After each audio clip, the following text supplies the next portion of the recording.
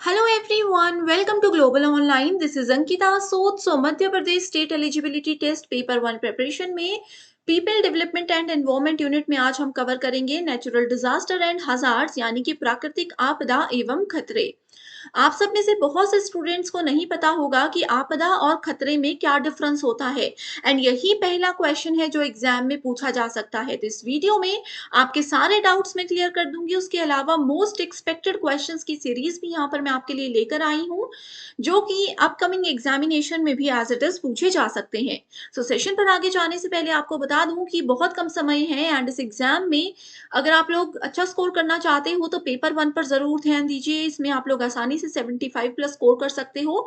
सो इसके प्रिपरेशन के लिए कंप्लीट कोर्स हमने लॉन्च किया है जिसमें आपको फुल सिलेबस वीडियो लेक्चर्स मिलेंगे। इंग्लिश हिंदी दोनों लैंग्वेजेस में सेशंस अवेलेबल हैं। सो जो भी कोर्स आप ज्वाइन करना चाहते हो, फुल सिलेबस नोट्स आपको पीडीएफ के फॉर्मेट में मिलते हैं जिसको आप आसानी से अपने मोबाइल फोन में भी डाउनलोड करके पढ़ सकते हो। फुल सिलेबस मॉक टेस्ट में पूरा सिलेबस कवर किया गया है एंड इसमें से as it is questions exam में आएंगे। साथ ही previous year questions with solution आपको मिलते हैं and 2000 plus MCQ question bank में आपको most repeated and most expected questions की सीरीज के सॉल्यूशन के साथ डिटेल्ड एक्सप्लेनेशन भी मैं प्रोवाइड करवाती हूँ ताकि रिवीजन के दौरान आपके सारे कॉन्सेप्ट्स क्लियर हो जाएं। सो गिवन व्हाट्सएप नंबर्स पर जल्दी से कांटेक्ट करके आप ज्वाइन कर लीजिए। सिर्फ एक बार फीस देनी है 2000 रुपए। जब तक एग्जाम नहीं हो जाता तब तक आप इसका बेनिफिट उठा सकते हो। साथ ही ग्लोबल ऑनलाइन ऐप को डाउनलोड कीजिए। स्टोर सेक्शन पर सर्च बार में कोर्स का नाम लिखोगे, ओवरव्यू आ जाएगा। देन कंटेंट सेक्शन पर क्लिक करते ही आप यहाँ पर मल्टीपल फोल्डर्स देख सकते हो। अलग अलग लैंग्वेजेस में मॉक टेस्ट अवेलेबल हैं। 2000 प्लस एमसीक्यू पीडीएफ है एंड यहाँ पर हर एक यूनिट वाइज फोल्डर्स दिए गए हैं। हर यूनिट में MCQ lectures, theory lectures, notes और मॉक टेस्ट आपको मिल जाएंगे जो कि एग्जाम को क्वालिफाई करने में जरूर आप सब स्टूडेंट्स को मदद करते हैं।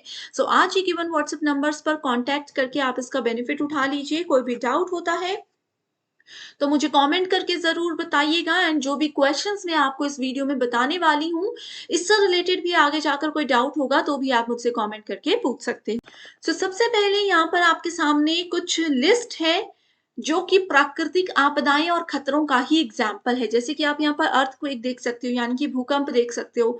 भूकंप में क्या होता है, पृथ्वी हिलती है तो वो क्या है, एक नेचुरल चीज है जिसमें हमारा इंसानों का कोई कंट्रोल नहीं हो सकता।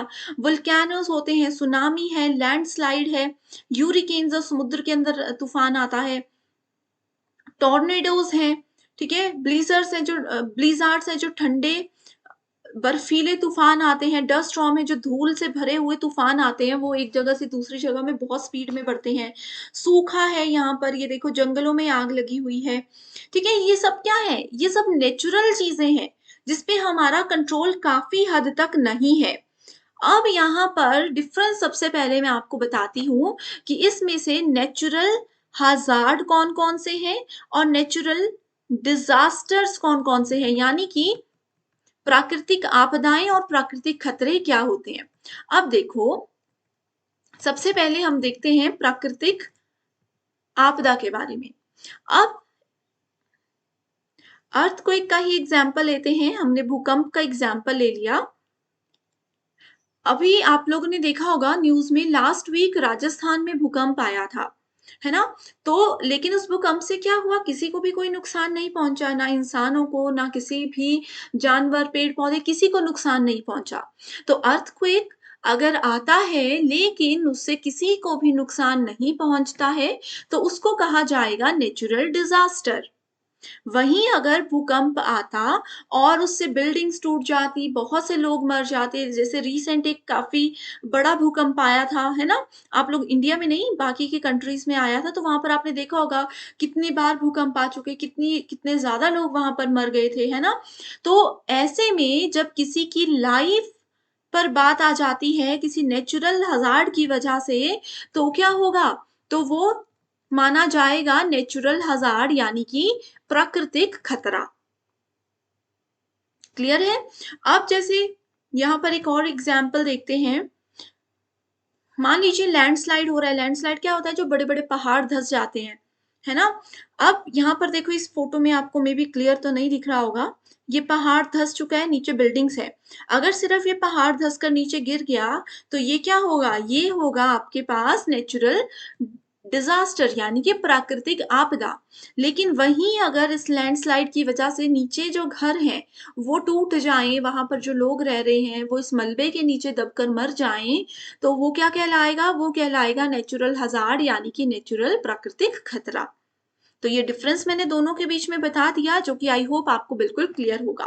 अब बढ़ते हैं डेफिनेशंस की ओर। Disasters can lead to human, material, economic and environmental hardship which can be beyond the bearable capacity of affected society, and disaster can be sudden like earthquake हो सकता है, भूकंप भूकंप हो गया, बाढ़ आना, तूफान चलना, ठीक है, सूखा पड़ना, ये सब चीजें क्या है? डिजास्टर में आती हैं। इसमें सिर्फ इंडिया का नाम ही नहीं है, सभी कंट्रीज में, पूरे विश्व में ये कहीं पर भी हो सकता है नेचुरल डिजास्टर। अब डिजास्टर कुछ नेचुरल होते हैं, कुछ मानव निर्मित होते हैं जिसको मैन मेड कहा जाता है। जैसे कि हमने पॉल्यूशन के बारे में पढ़ा था, वाटर पॉल्यूशन क्या है? ये भी एक तो डिजास्टर ही है ना, ये भी एक आपदा ही है। अब पानी गंदा हमने कर दिया, वो पानी आगे जा रहा है, कोई जानवर, कोई पशु पक्षी, कोई इंसान उस पानी को इस्तेमाल करते हैं तो उनकी मृत्यु भी हो सकती है। सो वाटर पॉल्यूशन है। जो युद्ध होते हैं, युद्ध भी क्या है? एक मानव निर्मित आपदा ही है। इंजीनियरिंग हजार्ड्स, जो इंजीनियर लोग बहुत से एक्सपेरिमेंट्स करते हैं, उससे भी नुकसान पहुंचता है ना। सो यहाँ पर थोड़े थोड़े से नाम आप देख सकते हो, एसिड रेन है, ओके। इसके अलावा natural hazards are naturally occurring geographical phenomena that in their extreme forms threaten life और प्रॉपर्टी, ओके, जिससे जीवन या संपत्ति को खतरे में डाला जाता है। नेचुरल डिजास्टर जो प्राकृतिक खतरे होते हैं, उससे जीवन या किसी की संपत्ति को खतरा हो सकता है, लेकिन अभी तक नुकसान नहीं पहुंचा। जब उस खतरे की वजह से, जब उस प्राकृतिक खतरे की वजह से किसी के जीवन को नुकसान पहुंचने लग जाएगा, तो वो क्या कहलाएगा? वो कहलाएगा फिर प्राकृतिक खतरा, ओके। जब तक नुकसान नहीं है, जब तक नुकसान नहीं है तब तक वो है आपदा। जैसे ही नुकसान होने लग गया तो वो है प्राकृतिक खतरा। तो यहाँ पर नेचुरल हजार्ड की बात की गई है, प्राकृतिक खतरे की बात की गई है, ओके। तो ये क्या करता है? किसी के जीवन या किसी की संपत्ति को खतरे में डालता है। अब देखो, डिजास्टर होते हैं बहुत सारे, बहुत सारी आपदा आती है, तो आपदा को मैनेज करने के लिए, उसके प्रबंधन के लिए भी कमेटीज होती है, बहुत सी एजेंसीज गवर्नमेंट के द्वारा बनाई गई होती हैं, जिसमें कुछ 4 इंपॉर्टेंट कमेटीज के नाम मैं आपके लिए आज लेकर आई हूँ, जो एग्जाम में भी कई बार पूछे गए हैं, ओके। सो सबसे पहला आ गया हमारे पास एनडीएमए। एनडीएमए का मतलब क्या होता है? एनडीएमए का मतलब होता है national disaster management authority, SDMA state disaster management authority, DDMA district disaster management authority, और लास्ट है एनईसी नेशनल एग्जीक्यूटिव कमेटी। अब देखो, कोई आपदा आ गई, मान लीजिए, इसको ऐसे मानकर चलते हैं कि ये मेरी पूरी कंट्री है, ठीक है, ये आ गई मेरी कंट्री, हमारी कंट्री। इस कंट्री में क्या है? अलग अलग स्टेट्स हैं, ठीक है। तो ये मान लीजिए कि ये है आपका हरियाणा स्टेट, ये है आपका मध्य प्रदेश, और ये है महाराष्ट्र, ठीक है। रैंडम मैंने कोई भी नाम दे दिए हैं। और हर एक स्टेट के अंदर क्या आती है? छोटे छोटे से डिस्ट्रिक्ट्स आ जाते हैं। अब अगर मान लीजिए कि किसी डिस्ट्रिक्ट में कोई नुकसान हुआ है, तो सबसे पहले छोटे लेवल पर काम करता है DDMA, district disaster management authority, ठीक है। सिर्फ इसी लेवल पर अगर हुआ है, किसी एक डिस्ट्रिक्ट में ही नुकसान हुआ है नेचुरली, तो वो उसको वहां पर मैनेज कर दिया जाएगा। अगर बहुत ज्यादा नुकसान हो गया है, तो वो सारे डिस्ट्रिक्ट मिल करके क्या करेंगे? एक स्टेट लेवल को कंसिडर करेंगे। एंड अगर बहुत सारी जगह पर हुआ है, तो सबसे बड़ी अथॉरिटी होती है एनडीएमए, जो कि नेशनल लेवल पर काम करती है। तो इस तरीके से ये चीजें काम करती हैं। इसके फुल फॉर्म्स याद रख लीजिए, बाकी चीजें याद रखने की ज्यादा वैसे कोई जरूरत नहीं है, ओके। अब डिजास्टर के भी बहुत सारे प्रकार होते हैं, जैसे कि पहला है हमारे पास वाटर एंड क्लाइमेट डिजास्टर, जल और जलवायु आपदा। दूसरा है जियोग्राफिकल डिजास्टर यानी कि भूवैज्ञानिक आपदा। अगला है बायोलॉजिकल डिजास्टर, यानी कि जैविक आपदा जिसमें जीव जंतु वगैरह की मौत हो जाती है ऐसी वजह से। अगला है इंडस्ट्रियल डिजास्टर, यानी कि परमाणु आपदा, सॉरी औद्योगिक आपदा। उसके बाद आ जाता है न्यूक्लियर डिजास्टर, यानी कि परमाणु आपदा। और जैसे हमने पढ़ा मैन मेड डिजास्टर, यानी कि मानव निर्मित आपदाएं। ओके, मानव निर्मित ज्यादातर शहरों में ही होती है, गांव के एरिया में, विलेजेस में ये चीज नहीं देखने को मिलती है। अब एक क्वेश्चन है, देखो, विच of the following is terrestrial disaster, यानी कि स्थलीय आपदा कौन सी है? साइक्लोन क्या होते हैं? चक्रवात। लैंडस्लाइड यानी कि भूस्खलन, जो अभी मैंने एग्जांपल लिया था। हेल स्टॉर्म, मूसलाधार बारिश। लाइटनिंग, जो बिजली चमकती है। यहाँ पर स्थलीय बोला है, स्थलीय का मतलब है मिट्टी पत्थर, लैंड से रिलेटेड जो होता है, तो वो है लैंडस्लाइड। ये क्वेश्चन पहले आ चुका एग्जाम में, ऐसे बार बार पूछे जाते हैं। अगला क्वेश्चन है, Palmer index is associated with which of the following natural disaster. So देखो, जैसे भूकंप को मापने के लिए एक डिवाइस होती है, सूखे को मापने के लिए एक डिवाइस होती है, वैसे ही यहाँ पर पूछा गया है कि पैल्मर इंडेक्स जो है वो क्या मापने के लिए यूज किया जाता है, तो वो किया जाता है सूखे को मापने के लिए यूज। वैसे ही अब एक होमवर्क क्वेश्चन मैंने ये दे दिया कि भूकंप को मापने के लिए कौन सी डिवाइस यूज की जाती है, इसका आंसर मुझे कमेंट करके जरूर बताइएगा। ठीक है, और वोल्केनो, जो जो स्टूडेंट मुझे अर्थक्वेक को मापने की डिवाइस का नाम बताएंगे कमेंट करके, सिर्फ उन्हीं को मैं बताऊंगी कि यूरिकेन और वोल्केनो को कैसे मापा जाता है, क्योंकि जरूर श्योर है कि एग्जाम में ये क्वेश्चन आना ही आना है। अगला क्वेश्चन है, consider the list of terms given below. Tsunami, landslide, floods, lightning, earthquake can cause. तो देखो, भूकंप की वजह से इन चार में से क्या क्या हो सकता है? भूकंप की वजह से बिजली तो नहीं चमक सकती, क्योंकि बिजली चमकना क्या है? आसमानी आपदा है।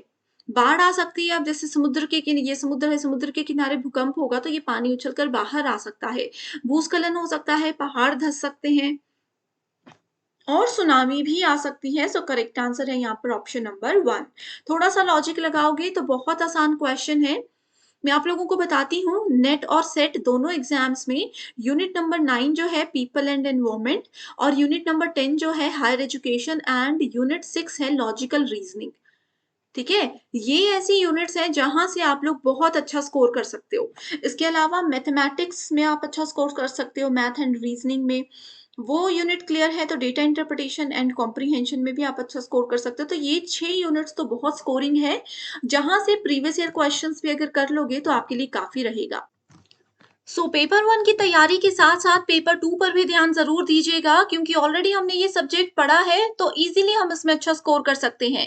बस एग्जाम का लेवल और पैटर्न क्या है उसके अकॉर्डिंग आपको तैयारी करनी है, जिसके लिए पेपर 2 का कंप्लीट स्टडी मटेरियल मैं आपके लिए लेकर आई हूँ, जिसमें आपको full syllabus notes and MCQs हम देते हैं। एमसीक्यूज में आपको सभी previous year questions, most repeated questions और मोस्ट एक्सपेक्टेड क्वेश्चंस मिलेंगे। ये स्टडी मटेरियल एग्जाम क्वालिफाई करने के साथ साथ इंटरव्यू को क्वालिफाई करने में भी आपको बहुत मदद करेगा।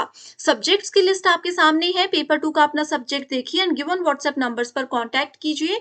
इसके लिए भी सिर्फ एक ही बार आपको फीस देनी है, 1280 रुपए। एंड आज मैं आपको ये श्योरिटी देती हूँ कि जब तक आपका एमपी सेट एग्जाम और जब तक आपका इंटरव्यू क्वालिफाई नहीं हो जाता, सिर्फ एक ही बार फीस में आप लोग स्टडी मटेरियल का बेनिफिट उठा सकते हो। सो गिवन नंबर्स पर जल्दी से कांटेक्ट कीजिए एंड आज ही इस कोर्स का बेनिफिट उठा लीजिए। So thank you so much everyone for watching this video and I wish you all the very